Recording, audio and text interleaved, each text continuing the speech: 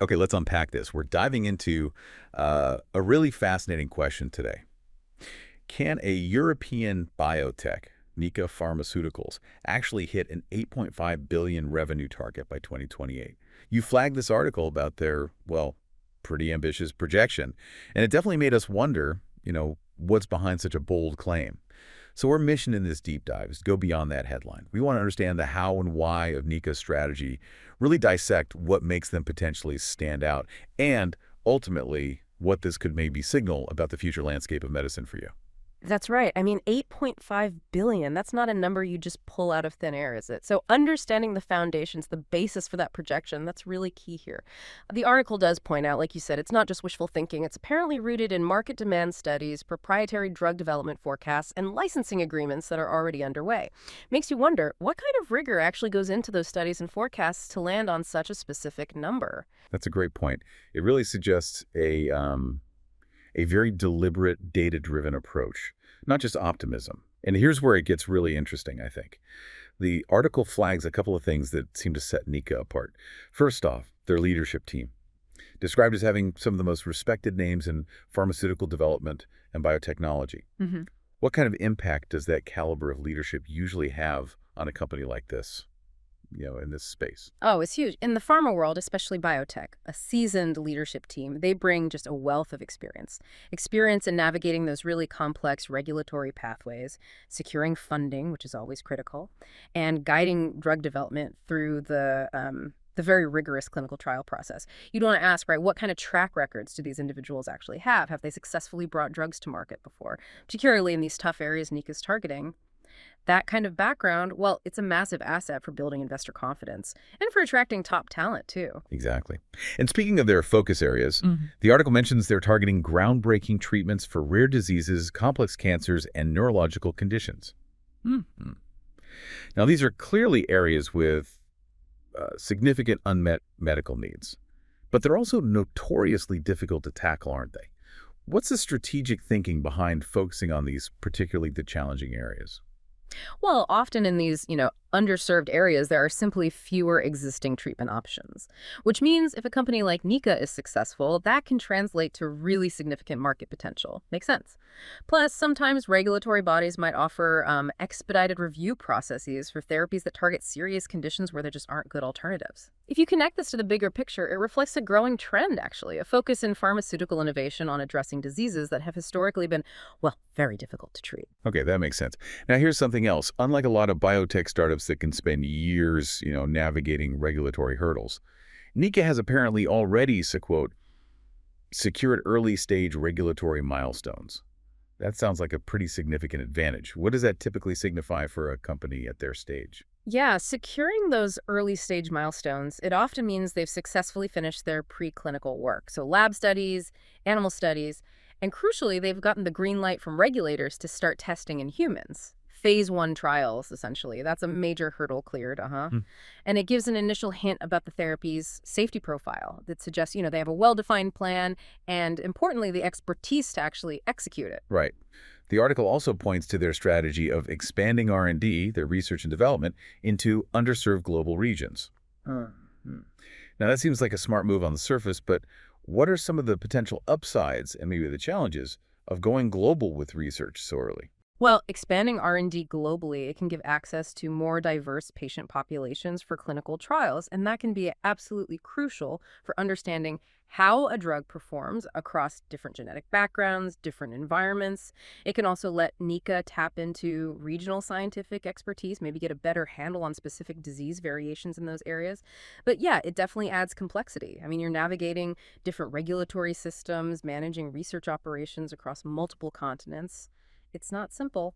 Building on that global approach, then, Nika is apparently proactively building a multi-continent infrastructure capable of rapid drug development and clinical trial deployment.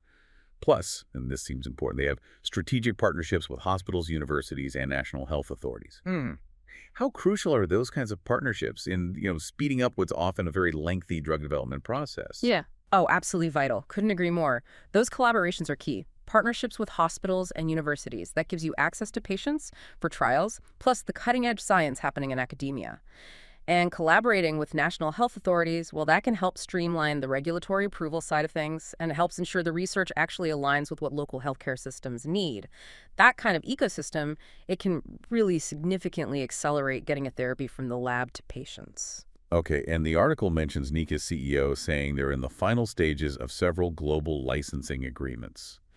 And these are apparently key to hitting that 8.5 billion of forecast. Can you maybe break down what those kinds of agreements usually involve in pharma and why they're so important financially? Sure. So typically, these agreements involve Nika granting usually larger, more established pharma companies the rights to manufacture, distribute, sell their drugs, often in specific regions or globally.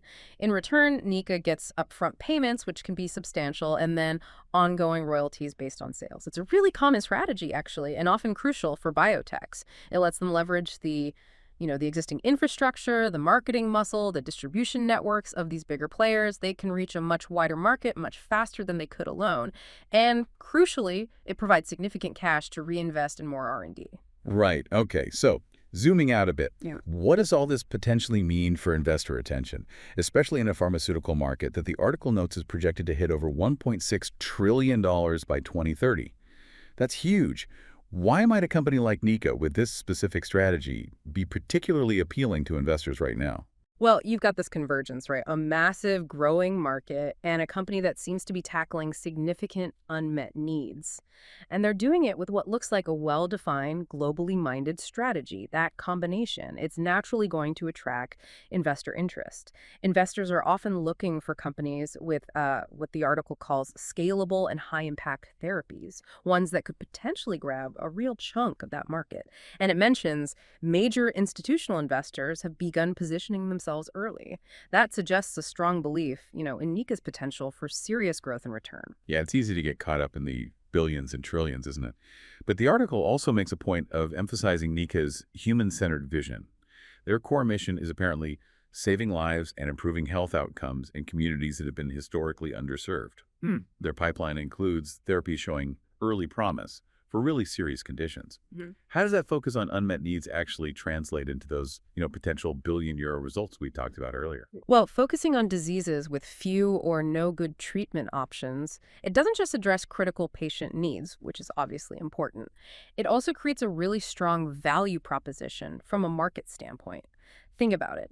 Successful therapies in these areas, they can command significant value precisely because there are no alternatives, and the potential impact on patients' lives is so high. So this alignment of, let's say, social impact with market opportunity, that's often a key driver for a really successful pharmaceutical innovation. That makes sense. And looking ahead, the article suggests Nika isn't just, sitting back and relying on these projections. They're actively expanding manufacturing, hiring more researchers, apparently even looking at strategic acquisitions. What does that kind of activity signal about their commitment to actually hitting these ambitious goals? Yeah, those are concrete actions, aren't they? They demonstrate a clear commitment to scaling up their operations and actually bringing these therapies to market. Expanding manufacturing capacity, that suggests they're anticipating significant future demand, hiring more researchers. That strengthens their R&D engine for future innovation, keeps the pipeline flowing, and strategic acquisitions, well, that could give them quick access to new technologies, maybe other drug candidates, or even market presence, all things that can accelerate growth. The next 18 months, like the analyst suggests, they're probably going to be really crucial. We'll get more data points on their clinical trials, see how those key licensing deals pan out. Right. So ultimately, this deep dive into Nika Pharmaceuticals, it really paints a picture of a company with well, a very clear and ambitious vision. They've got this multifaceted strategy research, global expansion, key partnerships, all seemingly aimed at tackling major medical challenges. That projected 8.5 billion figure, it doesn't seem like just a random number thrown out there. It appears to be, underpinned by a series of calculated strategic moves and well-anticipated successes. Absolutely. And this deep dive, it raises an important question for you listening. When you consider all the complexities, all the inherent risks in pharmaceutical development, what other factors, maybe beyond what we've discussed, might ultimately decide whether Nika actually achieves this huge forecast and becomes, a truly disruptive force in the industry? Their focus on unmet needs, their early regulatory wins, that global strategy, it's a compelling story, no doubt. But that journey from promising research to a widely available treatment, it's rarely ever a straight line, is it? It's definitely a story to keep an eye on as it unfolds.